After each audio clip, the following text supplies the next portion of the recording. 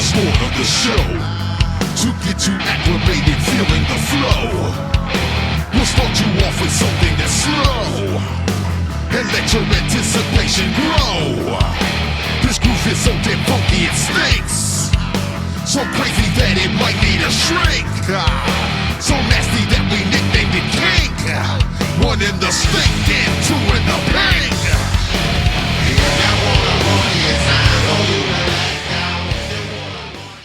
Hello everybody, it's Tunepact and you're listening and you see the Lord Nelson and I love him, he's awesome, so keep on watching, keep on listening and lots of love and metal and have a great time. Ladies and gentlemen, brothers and sisters, welcome to Live and Loud with the Lord, the podcast where the energy is high, the conversations are real, and the voices that matter are heard.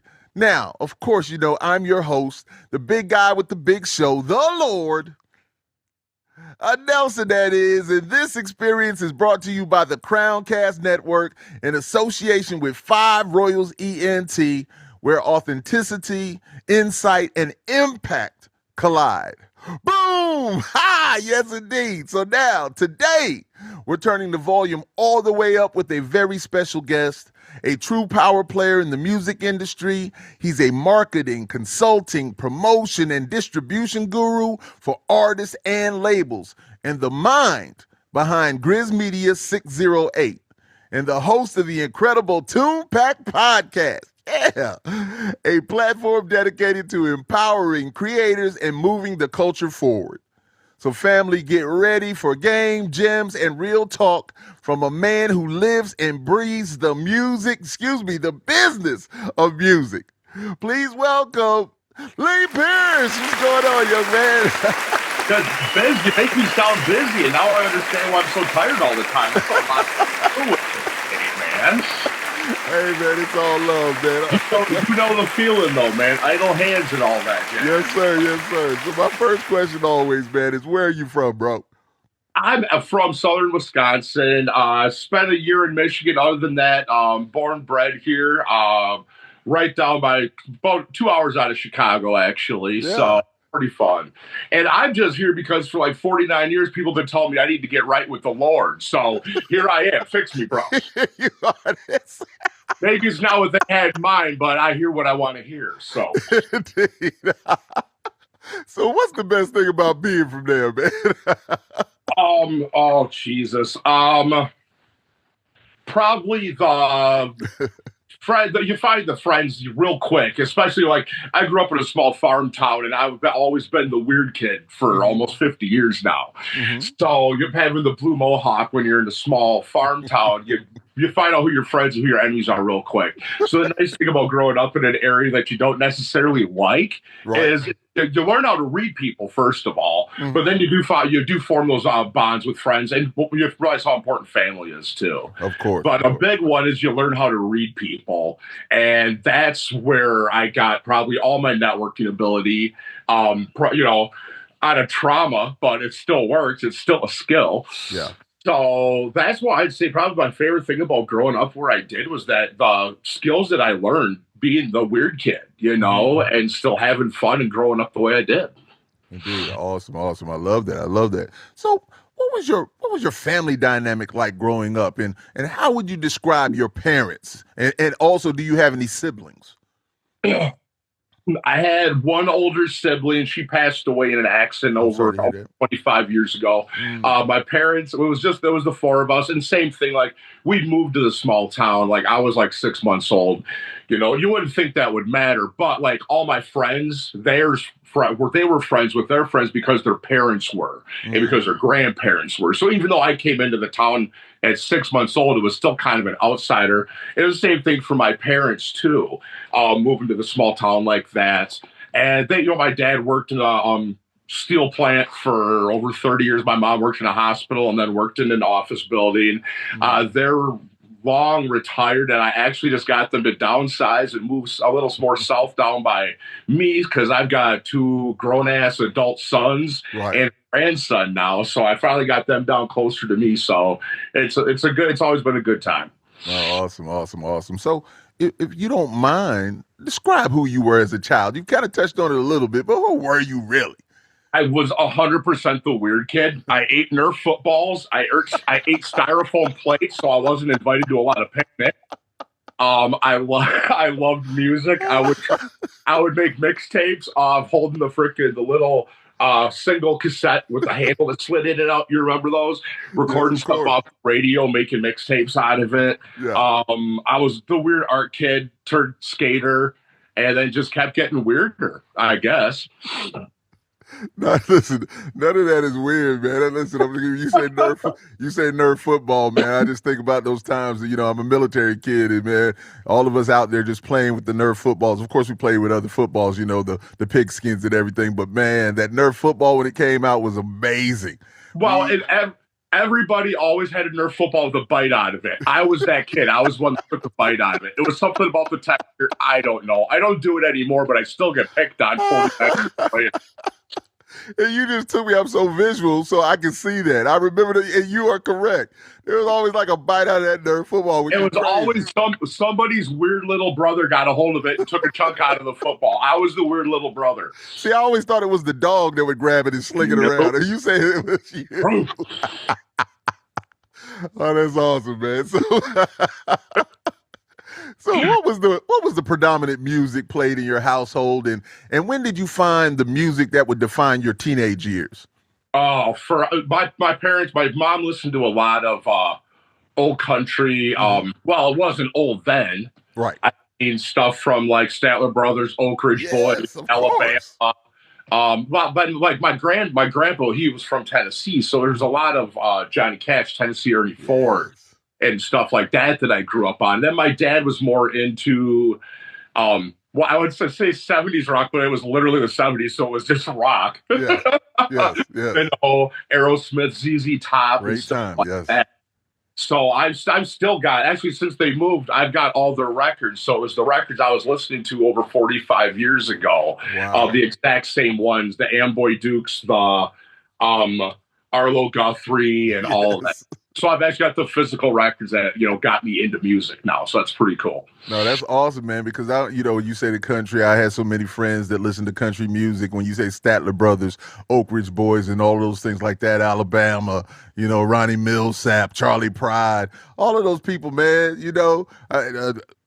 I listened to all of that. And then when you speak about that rock time, of course, we're growing up as youngsters. I'm a few years older than you, but growing up as youngsters and hearing that music, and I still believe that music of the 70s is so timeless and so amazing, man. It's every time I hear it, I'm once again, music is a time machine. I'm taken back. And I'm there, and I'm still at Fort Benning, Georgia, and I'm just enjoying it, man. So listen, hey, salute to your pops, man, and your mom, man, for making sure you were listening to great music, indeed. Oh, for sure. The radio was always on in the background as a kid. So that when I found once they got the big, I remember when they first got the big entertainment center that had the glass front on it with the record player that had the little loop or the little arm that would pop out to hold the 45 so you could make your own playlist basically of 45s.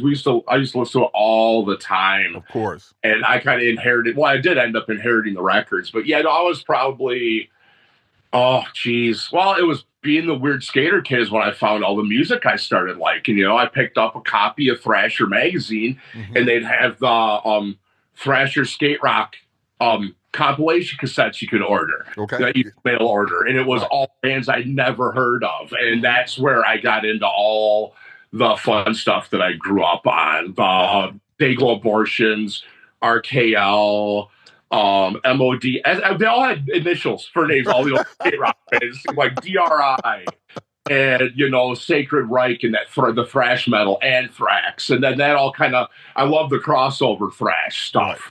More than the straight thrash metal. So that got me into more of the hardcore punk, and then the punk, listening to Dead Kennedys and Black Flag.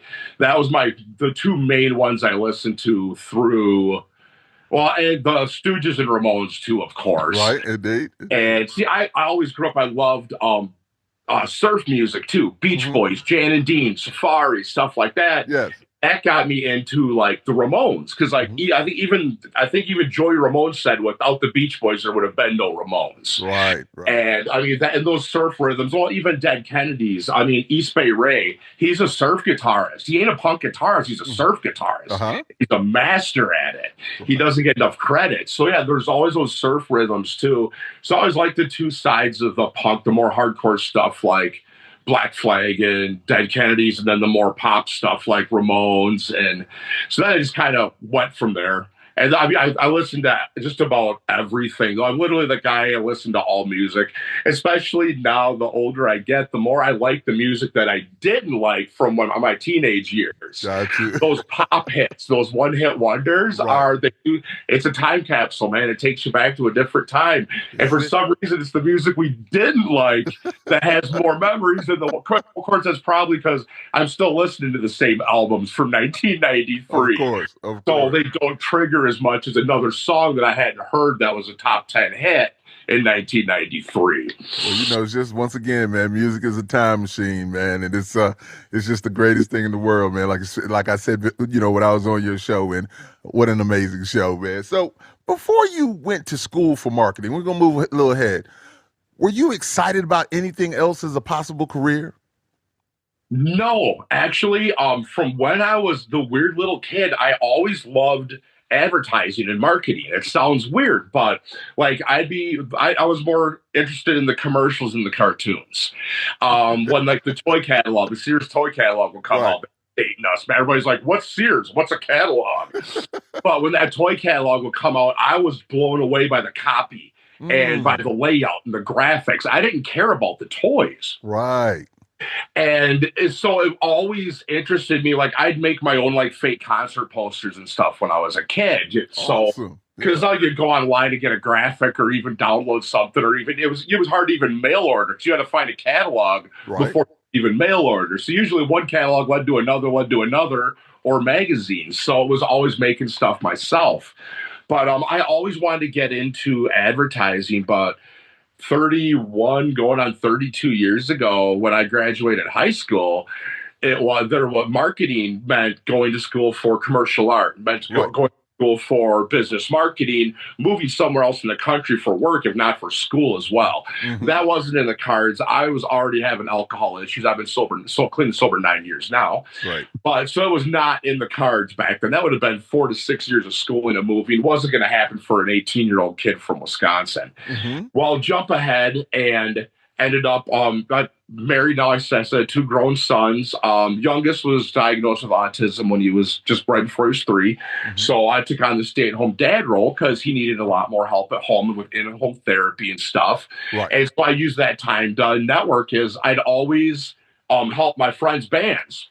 Ever since high school, someone needed help promoting. I was making up flyers. I was getting flyers up at different bars and businesses because there was no digital. It was marketing. It was hand sticker, street team, making your own T-shirts with a rattle can and some freaking cutout cardboard stencils. Yes, sir.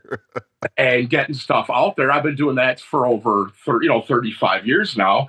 So I finally had a chance to go back to school. Well, now it's digital marketing. It's a 2-year degree. And I'm like, well, that worked out nice. Right. I got my son through school and he's got a job now. He's working. He's doing great.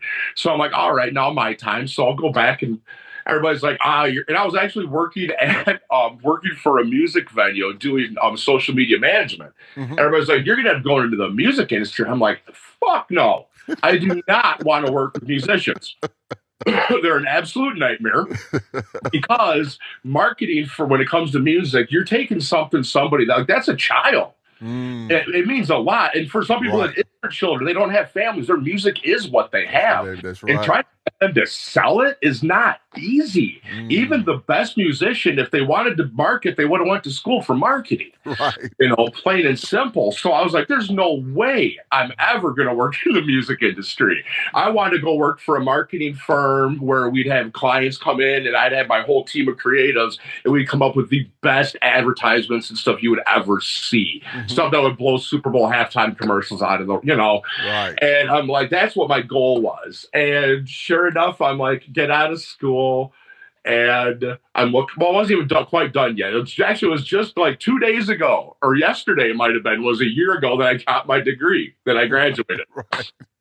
And I got, it had an interview for an internship with this soon to be up and coming company, Tunepact. And it's going to be a marketing platform for independent artists, kind of like Linktree, but with marketing help. Right. And a way to monetize. So it's going to be really cool. So stay tuned for that.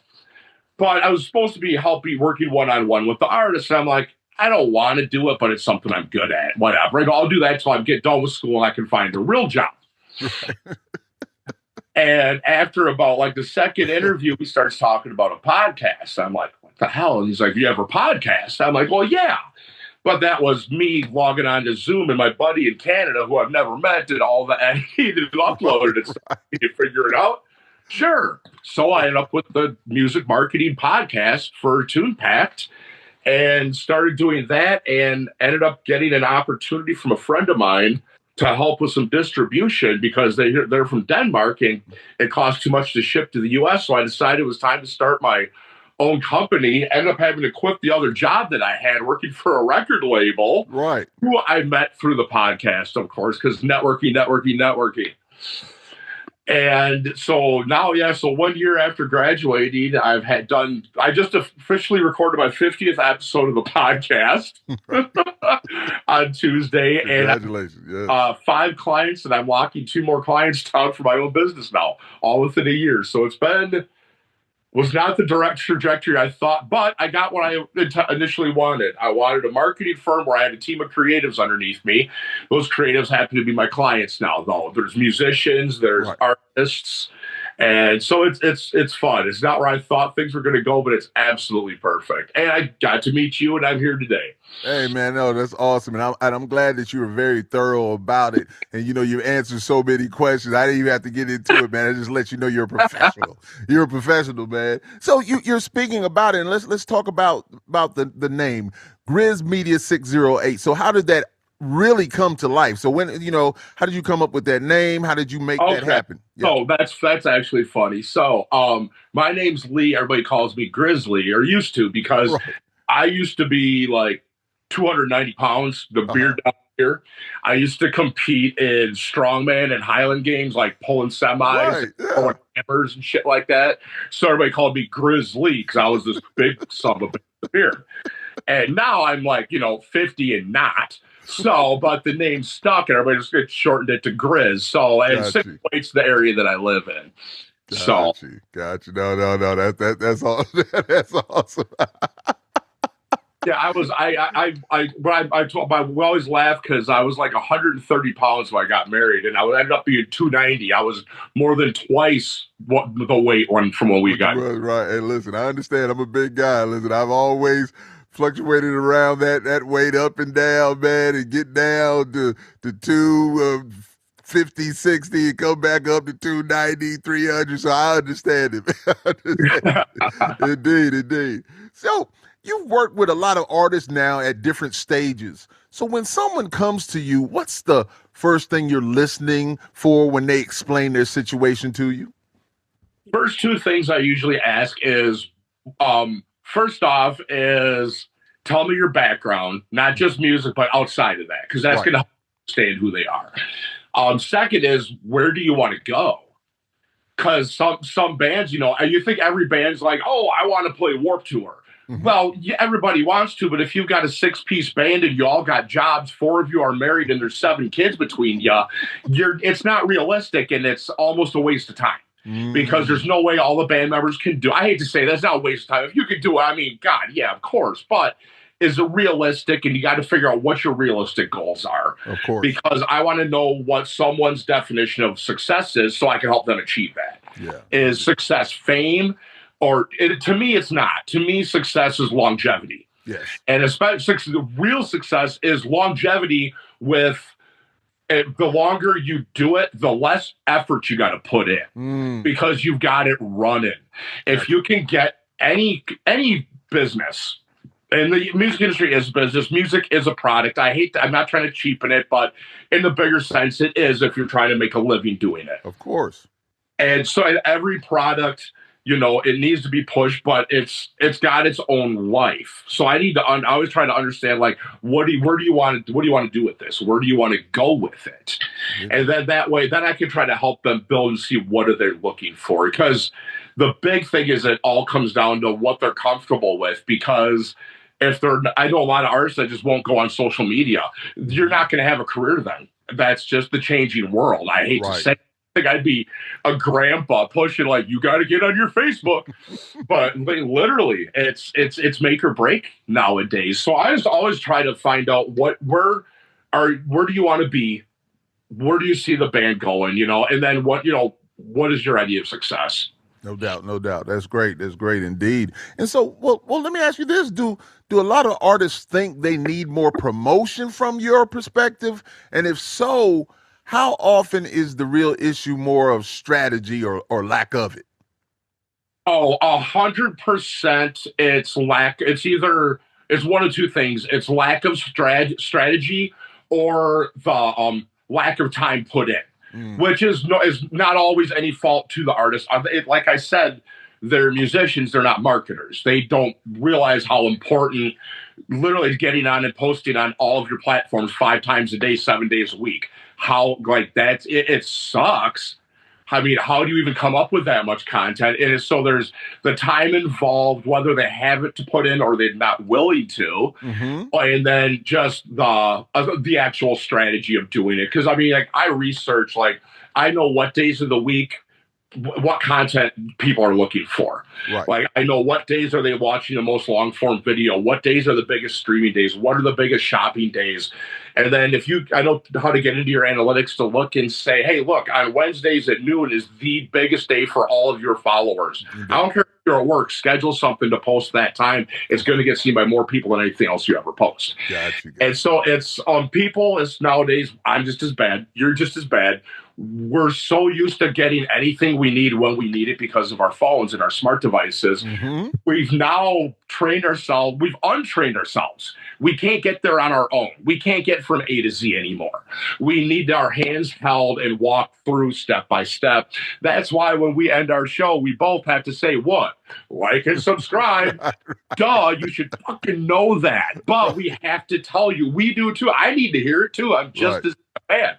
We need to be walked through those things. So I just try to set up the best way for my clients to be able to do that. And then do it little by little. I always try to ease them into it. Because I always try to make sure no one ever feels like I'm talking down to them. Because asking them to do that would be the same as if your guitarist handed me the guitar and said, play the song. I just told you how to do it. Right. No, it's no different. It's a completely different art form because marketing can be an art form. Indeed. And that's another thing I try to teach my clients is start thinking of it that way. Like if you can start thinking when you're writing that song, when you guys are practicing, think about how you're going to sell it. I know artists now that actually have changed songs because they know what'll work better in a video. Like, oh, that would be funny. Let's do this instead. Right. And they're thinking about the marketing side of it while they're creating, and it makes it part of the creative process. And it's less work if they see it as another artistic outlet. Got you. Well, you just spoke a little bit before this on social media, right? And about the things that we need to do. So social media has everybody chasing numbers. So how do you help artists shift from looking popular to actually building something that lasts? It boils down to the same thing, whether it's in social media or when you're getting off the stage. It's about networking with your fans, right, and the other people around. Whether you're getting off that stage, you're beat, you're tired. You might have just put in. I've played in bands where we did 3 1-hour sets. You know, like, because there's a lot of smaller clubs that want to book 4 bands. You're like, no, you're going to play for 4 hours. Like, okay, you get off, but you've got to go shake hands. You got to go talk to the venue. You got to let them know. Like, even like then, you got to get online and post, say, hey, we just got off stage at blah, blah, blah. You know what that venue owner is going to think when you do that stuff? Like, you might have only brought in 10 people. They're like, that wasn't worth paying them. They just got a free advertisement. Now it was worth that $200 or $300 they paid you. Yes, indeed. So you got to give them their money's worth too. And so whether it's that or it's the time of not just posting on social media, that's not even half the work. You got to get in there, and if anyone comments, you got to reply. You got to let them know you care, because those fans that get in there and reply are the ones that are going to come to your show. Yes. They're the ones that are going to buy your merch. They're the ones that are going to share your content and get other people to come to your show. Most people don't want to be gatekeepers. Like, I've never got the whole gatekeeping thing. As soon as I find a band I like, I tell everybody, because that way they make more money so they can make more music and maybe come into where I can see them play live. Of course. I gatekeep, and a lot of people are the same way. They want to share, but it's the same. A fan thinks the same way as another band does, or as we do. We can't help it. We're now trained. We're social creatures, but it's all digitally. Well, yeah, that's funny, that thing they posted, but they never comment on any of my pages or any of my people. I don't like that. I personally thought that. I've done it. I did it this morning. You know why? That's how I'm snarky. They don't know, but we can't help that. You want to give what you get. Indeed. And so it's the same thing. If you've got to go get on your Facebook and your Instagram and all that, because I would love to see a statistic about, I bet there's a certain time, like probably, let's say 5 p.m. or 6 p.m. Pacific Standard Time, that 90% of the entire country is on their phone in their chair. Right. Okay. How many of those people are band members or business owners? Because it's a business. Mm-hmm. Okay. And how many of them are actually on their business or band accounts while they're scrolling on Facebook? Right. None. I'm just as guilty. I'm finally doing it where I take time at least an hour or two a day to get on there and like and comment on other people's stuff, other band stuff, whatever it is, from my business account. Mm-hmm. Because it helps the algorithm. It feeds the algorithm. Plus, people see you interacting. Right. Indeed. And that's the big one, is you've got to put in the time. I mean, I barely get on my own personal Facebook anymore. Everything else, I got my own personal Facebook. Other than that, everything is all business. My Instagram, my TikTok, my YouTube, Threads, all of it is just Grizz Media. So I only spend time on there, and I go through. And here's the thing. Sometimes all you got to do is go into the Facebook groups that you're in and go through and literally just like. Not to make it sound fake, but you have to do that. You have to push the algorithm.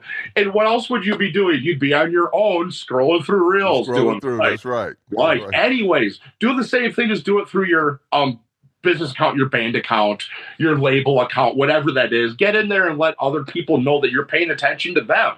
When you do that, they're going to return the favor. Share other people's stuff too. They're going to share yours. It's you got to reciprocate. Yeah, you got to reciprocate that love, man. You really, listen, you really do, man. Ladies and gentlemen, as I told you before when I was introducing this young man, gems, knowledge, information. He's giving you a few little things that can help you out so much and so well. So don't play around, man. Keep paying attention. Message. So when you're putting a plan together for an artist, what part of their brand do they usually overlook the most? Okay, most of the bands I'm working with are punk bands, some metal bands, but all of them they're serious musicians. Some of them have very serious music, but they also understand branding and fun. The honest to God word puns they don't think about their name itself. The brand, take your name and have fun with it. Right. Turn it into a segment or a t-shirt or even a meme. Right. Honestly, people don't, because it is about branding. Bands have logos. Why? They don't think about a band as a brand because then it's a product, but you don't want, it somehow cheapens it. A lot of people feel that, but it is. You wouldn't have a logo if it wasn't a brand. Right. I know there's bands that I'm working with, and I have clients that are they formed LLCs because it is a business and they run it like it. And it's oh my God, working with a band that does that, it's so easy. Yeah. Because oh, I need to talk to you about a gig. I know so-and-so does the booking, so I'm going to talk to them. So, oh, you got an issue. I got an idea about your logo. Let me talk to so-and-so because they handle the branding. That's how you should run a band. It is a business. And I get there's bands where I've been in bands where there's members that I only saw them on stage. Right. The guy I played with 2 years. I never spoke to him outside off of stage. He showed up, he played, he got paid, he walked. He was not social media, did none of that. That's all he did. And he was good at what he did. That's what he wanted to do. Mm-hmm. And that's fine. But the rest of the band, you've got to get involved. That's the biggest thing, is they got to work on the things they overlook is how easy it is to get their stuff out there as well. Like they forget about the simplicity of you need a brand. Like, what's your logo? Do you have colors? Is there a font you use? Like, you can go into Canva now, which is a great ad. I like promoting, but like, you can go into Canva. There's a lot of other ones too, and you can set your branding. You can set your colors, the fonts you use, and stuff like that. So you can go in and click on stuff, and it'll bring you up templates and ideas and stuff like that. So, and not only that, but then you've automatically already got those colors. So even if you're not using templates and you're building from scratch, you've got all your stuff. Like, you need to think of it as a business. Right, indeed. If this is as far as if you want to actually market it, you have to have something to market. You can't market something unless it's a product, a business, or a service. Of course. You just can't. Other words, it's like you can't market an idea. So if anything that's a product, a business, or a service needs branding. So trying to get artists to think that way is the hardest, because I get it. Art's important. So trying to think it's something, I spent, 6 months on a song, and you're talking to me like it's a product. Right. It's a hard bridge to cross. So every day I'm working on new ways. I mean, I handle everybody with kids' gloves, because you don't want to say the wrong thing. Because, I mean, art is important. Music's important. Artists are important. More and more, especially nowadays, as we're losing access to stuff. Yes, indeed. So, indeed. Well, you've seen talented people win and talented people struggle. So what's the biggest difference between the ones who break through and the ones who don't, to you, from your perspective? I'm not trying to get you in trouble, man. I just things that I thought of. If they listen to me or not, honestly. But is asking for help and taking it is the main thing. Research. Do your own research too. You can have a marketing consultant. You still got to do your own research to figure out what to put out, what to do. I mean, you can get on your analytics on any social media platform. And like I said, you can go into Instagram and find out what hour on a Tuesday do you have the most followers online. It tells you this stuff.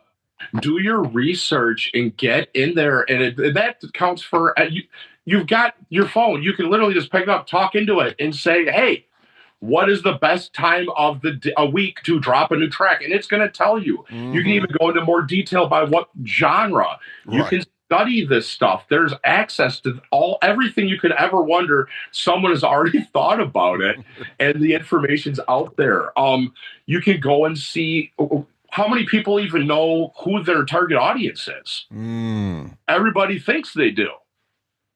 Everybody always assumes, like, I am my target audience. I'm singing about my stuff, about me, to people like me. So I know I'm going to market to me. It's not the case most times. Right. There's a band I work with that's been doing it for 30 years. These guys are my age, and their target audience is 18 to 24. Anything we post, anything we see, the analytics is 18 to 24. Wow. Who the hell knows about them? Right. You got to find out. And you go look online. Hey, how do I literally Google, how do I market music to 18 to 24-year-old? You need to find out who you're trying to market to. And once you build that up, then you can start saying, well, I want to target these people. Well, they ain't listening. Right. They're not listening. Tough shit. So, no. Love that. That's real talk. That's real talk.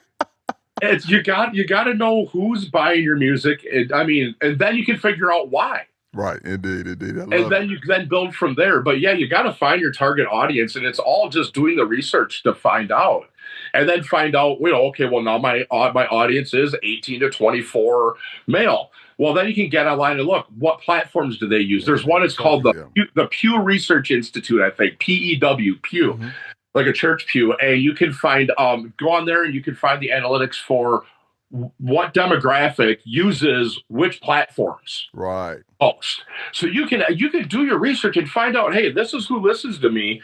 What platforms? Oh, wow, I'm not even on that platform. Maybe it's Threads or it's Blue Sky or something you didn't even think about. Yeah. Oh, that new lemon one, whatever it is. Like, okay, I guess I need to change my social media.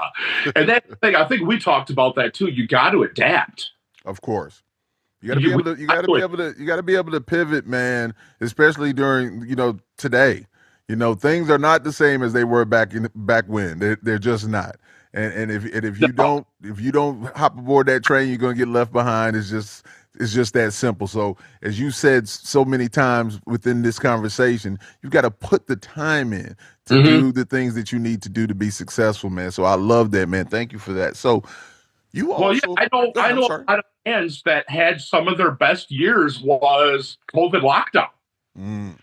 They made a lot of money over COVID. You're like, how? Well, first of all, most live, you don't get paid much. Right. Doing live shows anyways. These guys were doing live streaming with a digital tip bucket. And they were doing live shows. Some of them were doing it 3-4 times a week. They were making more, and then they were still producing and putting stuff out there. People were still buying albums and stuff. Yeah, I know a lot of artists that they adapted. They're like, what can I do? So they're basically busking in their kitchen. Yeah, right. I mean, I know some that are still doing that, and they're still making some pretty damn good side cash. Oh, no. Sitting down with a guitar in their living room doing a live stream with the digital tip bucket through like Indiegogo or one of those. Yes, indeed. I mean, you're going to turn into dusty old fossils that nobody wants to work with. Right, honestly. Well, listen, you also run the Awesome Tunepact podcast, right? You're doing that. You're the host, amazing host. So from all the conversations you've had so far, have you had any gems you've heard from a guest that really stuck with you? Yeah, quite a few, actually. The one I was telling you about, I just said about taking the time to post a video right off stage, even though it's 3:00 in the morning and nobody is online. Kirsty Krause, a female country singer, was one of my first guests, was talking about that. It's something I never thought about. And it's a really neat thing, because it is, when you're trying to book shows, it's about the venue. Yeah, your fans are important, but if you don't impress the venue, you're not coming back. It could have been your best show. The crowd could have loved you, but if the venue owner didn't for some reason, you're not coming back. Right. So doing those little things, and like I said, maybe it was a bad night, maybe there was a storm, so you only had 5 people in the door. That venue owner's like, I just paid $500 and I didn't make my money back. Right. Well, if you gave them a commercial and tagged them as a collaborator, well, no, they just paid $500 for a really good commercial. Indeed. So, that was one I never had thought about. I still thank her for that. That was really cool. Some other ones. So I had some great conversations just about networking and about finding your people, how to do it. Looking up Facebook groups is a big overlooked one, because you can find right down to regional and genre specific. Like, you could look for, Atlanta rap metal. Right. And you're going to find probably maybe 10 Facebook groups dedicated to just that. You want to know where to market your music? Find them. Find your tribe, man. I mean, it really isn't that hard. And then plus there you've got a place to share. Every time you post something. Yeah, find your tribe. I like that. Is just running your band like a business. Every member's important, but every member needs to have specific details they need to do outside of the music itself. Gotcha. If you want the band to be specific. Like, I worked with a band, there was 7 members. Mm-hmm. And they had the band page. So that's like 8 profiles on like how many different platforms. Yeah. 4 days without the band ever even being mentioned on social media. Man. And I'd be like, that's 8 that should be 8 every single post. Like, you know, that's right. That's why I tell them, like, if you got 4 band members, that's 5 things right there. Like, you post from the band page. Every band member needs to share that. 100%. And if they're not comfortable with that, then maybe they're not comfortable being in the band. Right.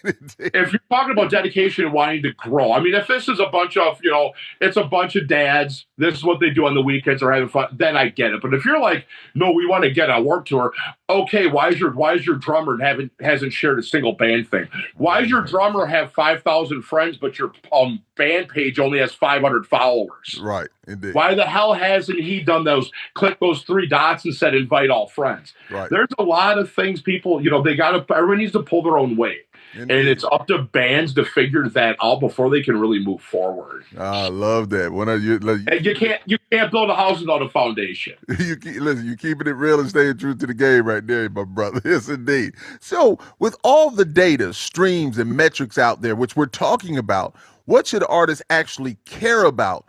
And what do you think they worry about way too much? I think what I hear the most is they think that being online means having to do viral trends. Mm-hmm. A lot of the time they're worried that having to is because it does work. You'll see even the big bands, you know, guys that have been on the cover of Rolling Stone doing the viral TikTok trends and stuff, because it's funny seeing, you know, your rock stars doing the same thing that you just watched your neighbor do on TikTok. Right. And I think a lot of artists think that's what they have to do in order to post content. And it's not. It's all about connecting with their fans. That's right. Indeed. And that is the most important, whether it's in person or it's online, is connecting with their fans. It's not posting. And then I see it all the time. A band will post. There'll be, and it's a small band, you know, only, you know, a couple thousand followers. Mm-hmm. There'll be, you know, 10, 20 comments and not a single like from the band itself. Liking any of the comments. And that's heartbreaking as a fan. Like, even I still like, oh man, I'll be like, you know, I've unfollowed bands because, like, wow, they don't appreciate me. Right. And, you know, it sounds silly because, like, it doesn't sound silly. Not to me, does it? Yeah. You know, it sounds like, who the hell am I to them? But that's the thing. I should be somebody. That's Everybody should be. It's the people that are listening. I know streaming don't pay nothing. So you still got to try to connect with fans because merch is important. Getting them to your shows is important. Yes. They've commented on every single, maybe you're good at social media. Maybe you're on there 5 times a day. Mm-hmm. Maybe you're doing the viral TikTok trends. And you got a fan that has posted on every one of your videos on 5 times or on everything. So that's 5 times a day. Yeah. On 5 different platforms. And you've never once liked their comment. You think they're going to come to your show? No, not at all, no, man. And it's not. It's not too big for that. Great point. Nobody wants the rock stars to be rock stars anymore. Right. We don't want. I mean, back when we were coming up, there was not, you know, even MTV getting to see somebody like one of our favorite bands on Headbangers Ball or Alternative Nation 120 Minutes or something. Like, oh my God, that's what they sound like when they're talking. Like they're British. What the, like, you know, there was no behind the scenes. There was nothing like that. Right. You might get a cool candid shot in Spin Magazine or Rolling Stone that you're like, oh my God. But there wasn't social media. You didn't know what your favorite singer had for breakfast. But that's what people want to know now. They don't want this untouchable. They want it all. Rock star. They even want Taylor Swift to be the girl next door. Yes, they want someone that's approachable. Yes, they want to know they're real because there's so much fake bullshit out there. We need something real, but whoever thought it was the rock stars we'd want real, because then you get what you ask for sometimes. Right. And then you got to stop listening to their music, and it's a whole. Awesome, man. So let me ask you this: if an artist is watching right now, with no budget, but a lot of hunger, what's the first real move you tell them to make? Figure out what your goals are. What do you set a reasonable goal? And let's say it's you want to grow your social media, because unfortunately that is the music industry. That's the entertainment industry, not just the music industry, yes, or any industry for that matter. Nobody's commercials or putting ads on the radio. It's all social media marketing nowadays. Yes. So that doesn't matter if you're a plumbing shop or you're a musician. It's about social media numbers. Is you need to figure out how you're going to grow those and what you're comfortable with. Yes. Because it is about putting yourself out there. It is about creating content. You have to be a content creator now, or hire someone to do it. I know a lot of bands that have social media managers. They'll pay $100 or a couple $100 a month to just run their social media because they either don't want to or don't have the time. Indeed, no doubt about it. Well, so the main thing. But then, so set your goals. Say, you know what, I've got 1,000.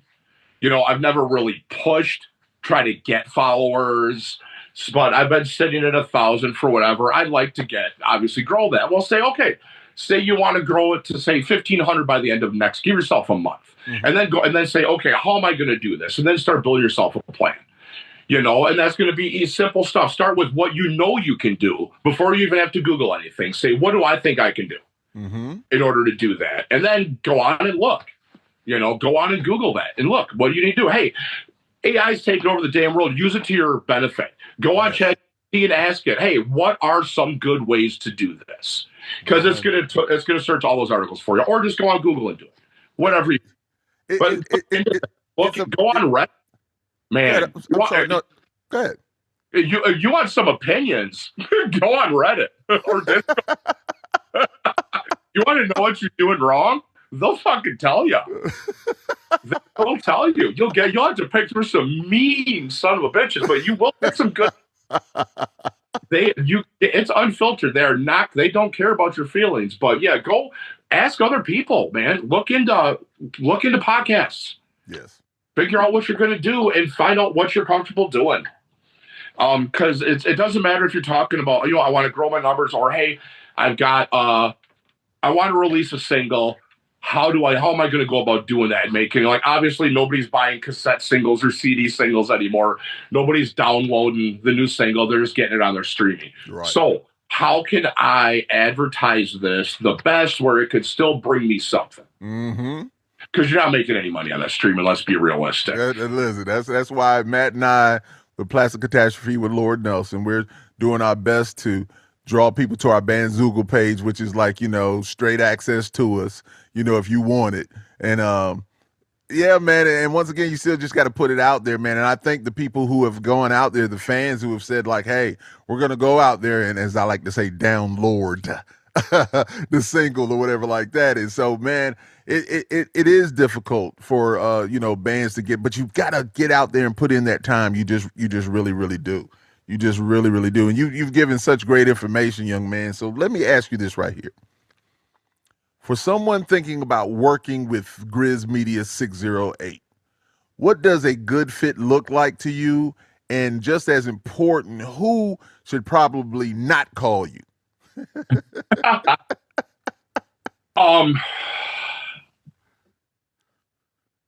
Wow, that's hard to say, honestly, because that's the nice thing, man. I started my own business. Even with the podcast, I only work with people I want to work with. Got you.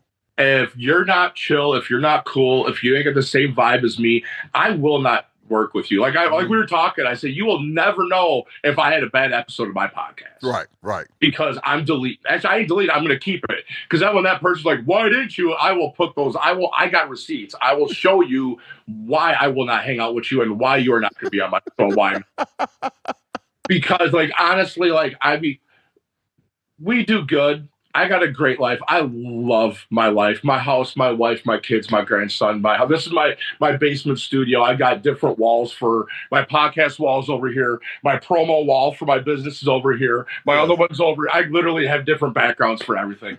I just walk downstairs to go to work. I love it.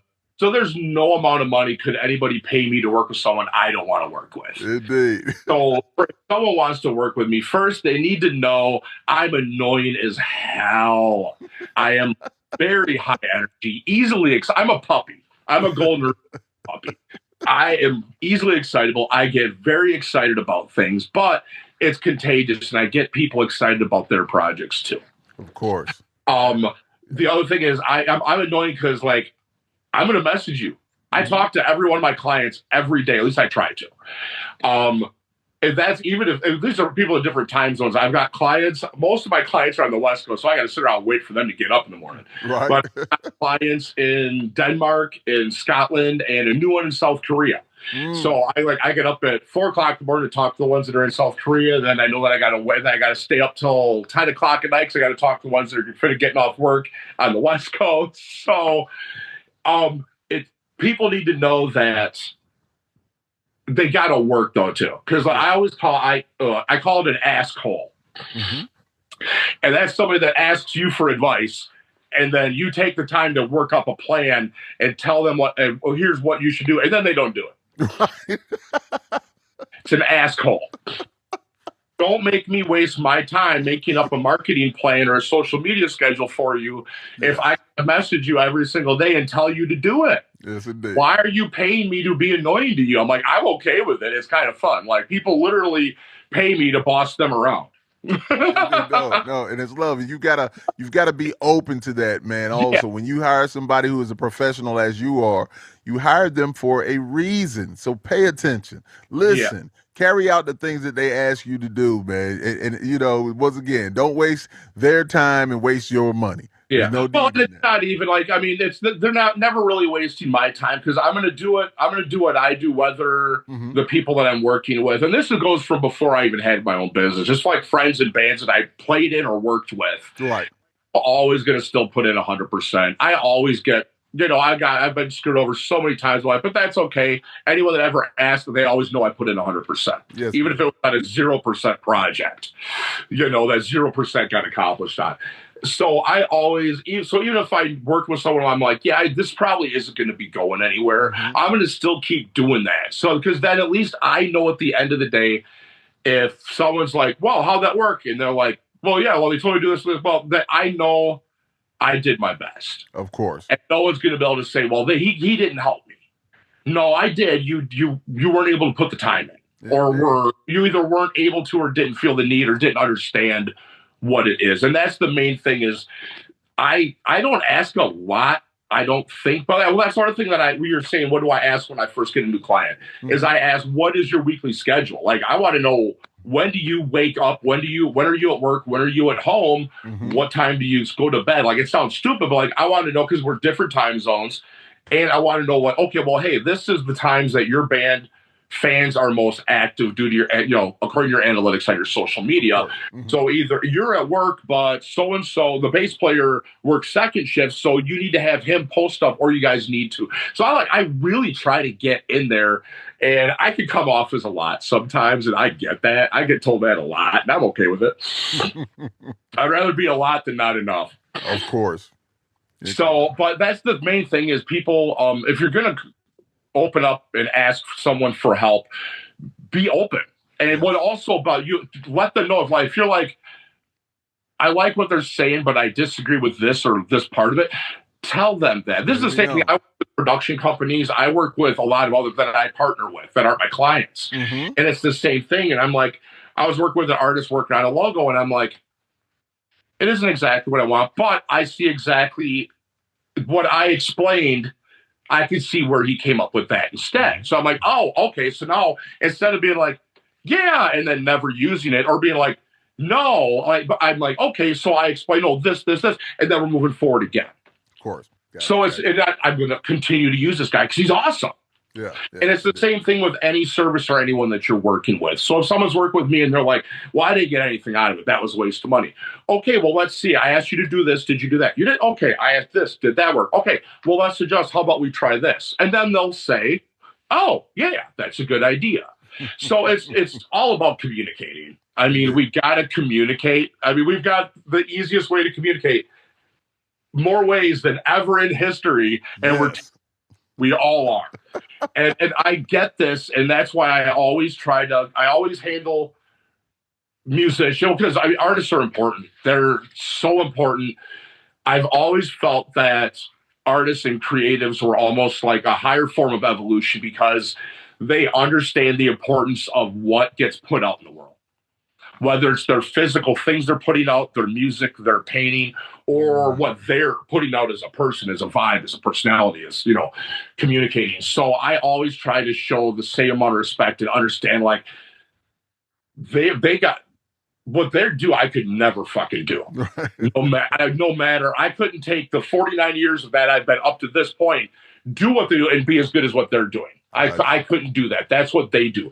I can't expect them to be able to do and see things the way I do either. Right. So always try to give the benefit of the doubt. I'm just an old hippie punk, man. I just want everybody to be happy. I love it, man. I love it. I love your thoroughness too, man, but no doubt about it. So we're getting close. I have a few more things for you, but let me ask you this question right here. Who are you beyond the business? We kind of got a little glimpse of it, but who are you beyond the business? Oh, man. Well, I'm the punk rock pop, man. I got a grandson now. Me and him hang out all the time. He's my ride or die. Pop don't have any bad ideas. I get bummed when I don't get to see him very long because I get all kinds of stupid ideas. And everybody's like, no. My grandson was like, hell yeah, let's do it. So, well, like I said, I work from home. So, I mean, I'm not the social guy. I think outside us, not music business related. Mm-hmm. I think I may have talked in like, and I'm not counting like, like a cashier, like someone I actually like sought out to talk to. I think I may have talked to 3 people this year. Wow. In person. I think I may have talked to 3 people in person this year outside of work. And I love it. I love it. That's the key. You just said it, but you love it. It still excites you. You know, the work. Listen, it's amazing. And I think that we as creatives, that's who we are, though, man. Oh yeah, but in the same sense, if somebody I bump into that I haven't seen in forever, I'll talk for 45 minutes in the grocery store. But like, I've never been the big go out and party. Well, like I said, I'm 9 years sober, so we don't go to bars. We don't go out. I don't go to restaurants because we can cook better food at home. Right. I'm one of those, like, I don't, and then you get to the point where, you're older, you don't have a lot of complaints because you worked your ass off to get to a place where you love your job. Yes. You love your home. We don't go on vacations because we use that money instead to make our home a place that I don't want to leave. Love it. I got friends that'll drop thousands of dollars on vacations a couple times a year. And I'm like, I got a place I don't want to leave instead. And that makes sense to me. No, I love that. That place where you don't want to hang out with people because no guy wants to sit and listen to another guy complain about his wife. When I'm sitting there, I'm like, you mean that really awesome chick that I got? Why you complain about her? And it just gets awkward, Nothing worse than when you're in a really good mood, you got to talk to someone that's not. Oh my goodness, man! Don't bring me down, bro. No. Listen, you know what? When you find the right one, man, listen, I always say that relationships are a WIP, a WIP, work in progress. And man, but when you found that right one that's on the same, reading the same book, on the same page, on the same word, come on, man. It gets no better than that, man. So listen, I applaud you. I applaud your wife, man. Keep handling your business, man. No doubt about it. Now, what can we expect from Grizz Media 608 and the Tunepact podcast for 2026? Boy, honestly, a lot. I got a lot going on with the podcast. Like I said, we started, I think the first episode was in February. Right. And I just filmed the 50th episode on Tuesday. Got some really cool episodes coming up in the next few months that I'm excited about that I've filmed. Okay. I just recorded 2 episodes of Sawborg Destructo from Guar on Sunday. Those will be coming out in January and February. And I just talked with this awesome band out of South Korea called 18 Fevers. That was my 50th episode that I did. Awesome. Yeah. Awesome. And so I got some real cool episodes. It's growing more and more, so I'm getting access to some bigger artists, which is not easy because nowadays anybody with more than like 5 or 10,000 followers pays somebody to handle their social media, so you can't get a message to. That's right. Exactly. Exactly. And it's not. And I always say, it's who you know, not what you know. But more importantly, who knows you? Because I know a lot of people. They don't know who the hell I am. So, and it's what they know about you. Like, right. That's the thing is when you're networking, you got to always be your best self. Yeah, We talk of that a little bit. Like that's like it's all about networking. I've had some really great opportunities because of the podcast gave me the door to open. Yes, indeed.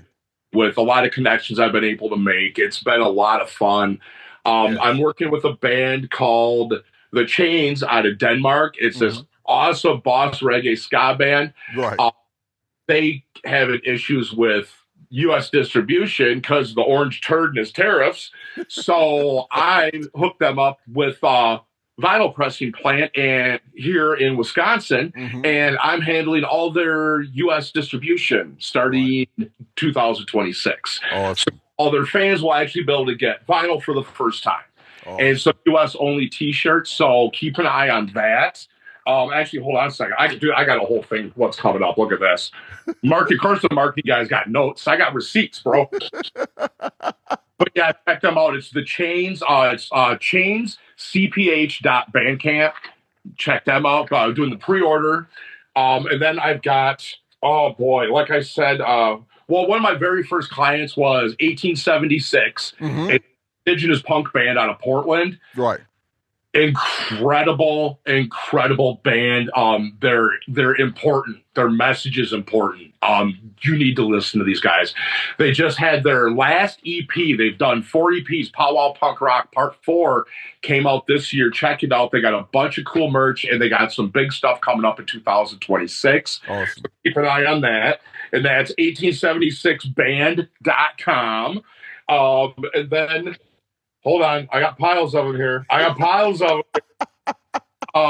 Jefftown Records, another one of my clients, small record label out of LA. He's got Lipton's Orphan out of Scotland. And my favorite newer band, they're out of Atlanta. They're called Gas Station Boner Pills. Right. I've seen all these on your feed, indeed. Are fun. They call themselves comedy punk. It is glorious. You need to check these guys out. Their album, Welcome to the Shit Show, is my favorite album of 2025. I'm not even kidding. It's fun punk rock, like the 90s punk rock, the fun stuff, but without the horrible homophobia and misogyny that went along with the 90s stuff. Yes. So it's a lot of fun. And they're own a video production company. So they've got like 32 music videos that are like MTV quality. Like, and they've got like a short TV series. Look these guys up. But get the records at jefftownrecords.com. He's got a bunch of big stuff coming up in 2026. One of my newer clients, Kids on Fire, is awesome pop punk band out of Seattle. They're friends with 1876, kind of how I hooked up with those guys. They just had an album come out this year. Check them out. And they've got a new Christmas song, an acoustic Christmas punk song that's absolutely awesome. They did a little rendition of it online, but that's become available fully digital coming up soon this week, so keep an eye on that. I've got, oh God, Radioactive Chicken Heads. This is the I was talking about. They've been doing this for 30 years. Yeah. I think like kind of Guar, Green Jello, kind of 5 big costume guys. Like the lead singer's Carrot Top. He's an 8-foot carrot. I actually interviewed him on my show. Yes, you did. Fun band. Check them out. But they just had 2 new singles drop, one called Radioactive and one called Willy's Wonderland. Check them out. Get their merch. It's all designed by the lead singer. One of their stuff was designed by Hunter Jackson from Guar.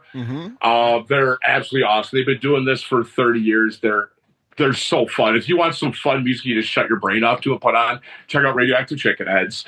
2 of my other new clients, Throw, another punk band out of Portland. It's actually the bass player from 1876.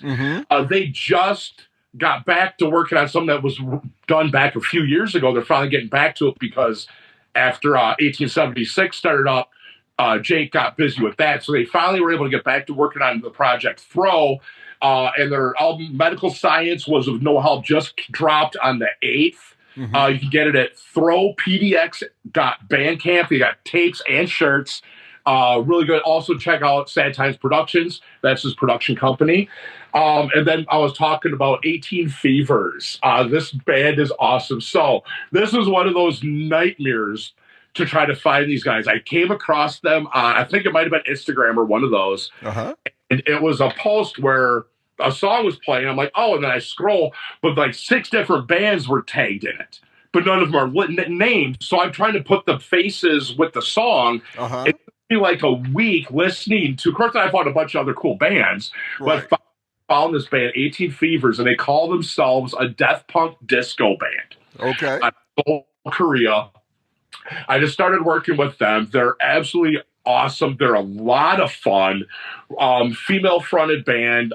Singer Christmas is awesome. She's got this great grimy tone to her voice. You would really love. I'll send you some of their stuff. Yeah, send it to me. Yeah. But they just what is it? It's Lava Socks Records just released all their music on vinyl. They never had anything on vinyl before.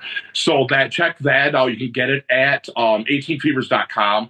And then they're actually going to be playing in the U.S. for the first time next year in March at Dollfest in Oakland. So be sure to check that out. So that's going to be huge for us, for everybody involved coming up. I got a lot of big ones. And then one of my favorites, Radioactive Chicken Heads, who's for one of my clients, they're in a video game called Mosh Pit Mayhem.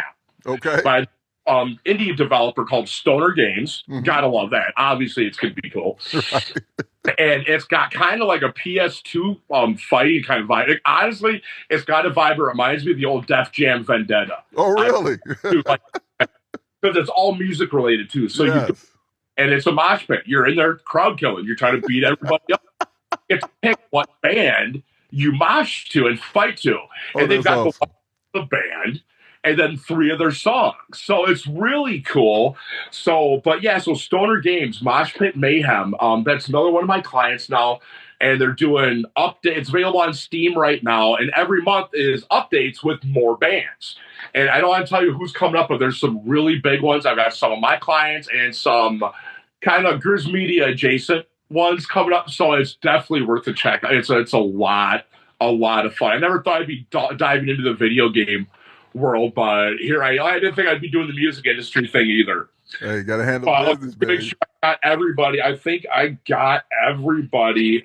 I also want to mention, obviously, Night Twister Records, awesome hardcore punk record label. They also do some interviews and do some press. Some really great guys. Check them out. Bridge City Sessions out in Portland. I don't know how, somehow, almost all my clients are on the West Coast. Word of mouth does wonders. See, yes, sir. I've never met any of these people in person. None of my clients I've ever met in person. But check out Bridge City Sessions. It's a studio. It's a whole thing. Check it out in Portland. Awesome guy, Nick. And a big shout out to Two Crow Collective, my buddy James. It's a t-shirt company. He's the one that started the whole PBS's punk movement. You've probably seen the shirts. Two Crow Collective is the only one that's actually working with PBS, and it's the only licensed merch using their logo, and some of the money goes to funding PBS. Got you. So I want to do a big shout out to Two Crow and James. He's an awesome guy. He came on my show, and he's become a really close friend really quick. But I want to give a big shout out because it's amazing work that he's doing. He got to go play Punk Rock Santa at like one of the PBS down in Florida, like their headquarters down there. You got to go in and hand out T-shirts to everybody, and he does a lot of good work, and I appreciate him and everything he does. Awesome, man. Awesome. Now, listen, you're busy, you're handling business, but listen, to have all of those bands and labels, it just lets you know you're handling business and people are respecting what you do for them.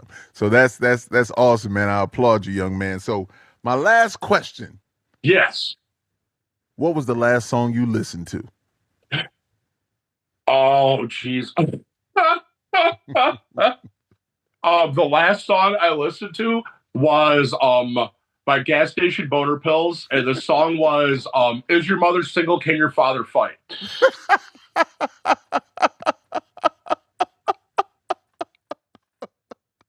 I told you, you got to check these guys out. I love it.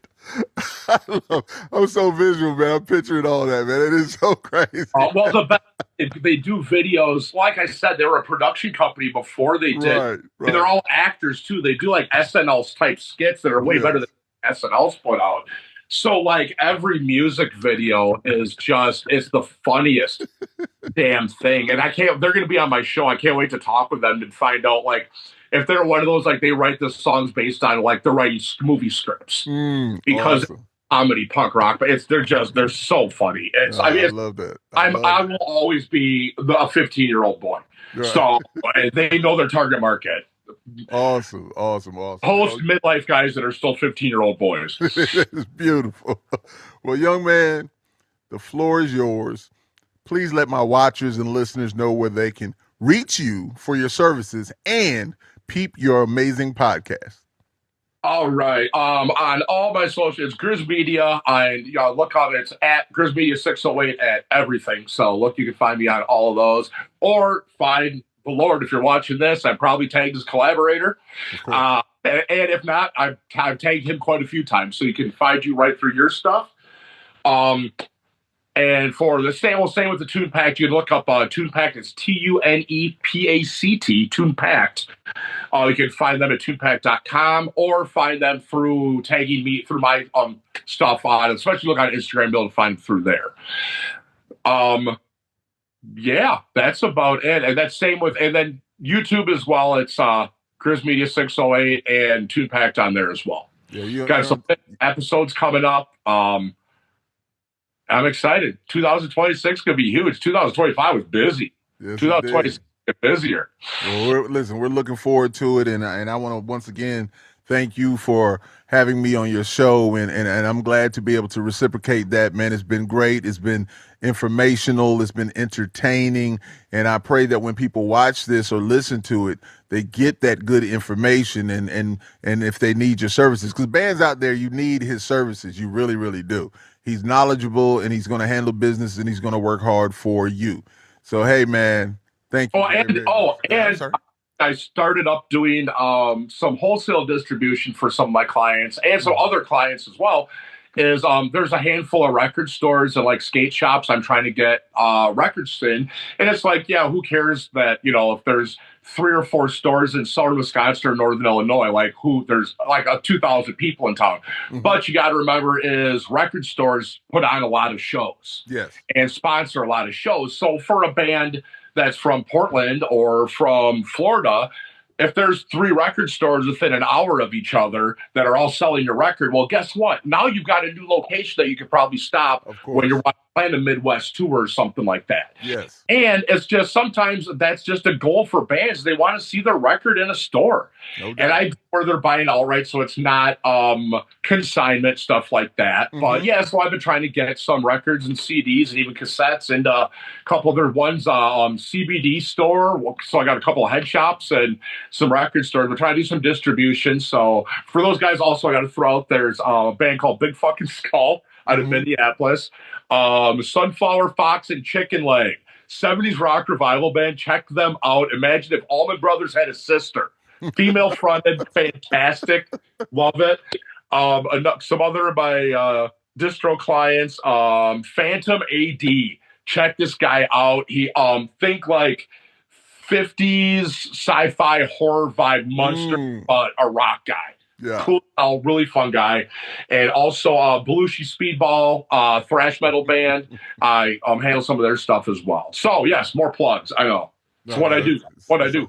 It's all love, man. Listen, once again, it's been entertaining, and I thank you, man. I'm thankful and grateful for having you bless the Live and Loud with the Lord podcast. And so once again, ladies and gentlemen, we've come to the end of another Live and Loud with the Lord conversation, filled with real game, real insight, and real purpose. And Leigh's done that, man. So respect maximum to today's guest for pulling back the curtain and sharing his journey, his wisdom, and the work he's doing through Grizz Media 608 and the Tunepact podcast.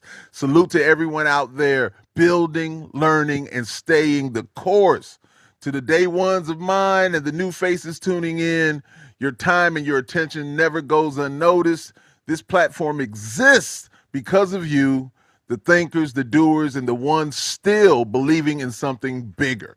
So on behalf of the Crowncast Network, 5 Royals ENT, the big guy with the big show, the Lord, yeah, Nelson, that is, and Mr. Get You Right into Business himself, the awesome Leigh Pierce. We truly appreciate you. Yes, indeed, man. Thank you for taking the time to spend some time. And until next time, remember to lead with love and follow with faith.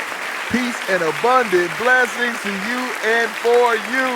Yeah! Turn it up. You're listening to Live and Loud with the Lord, Nelson, that is.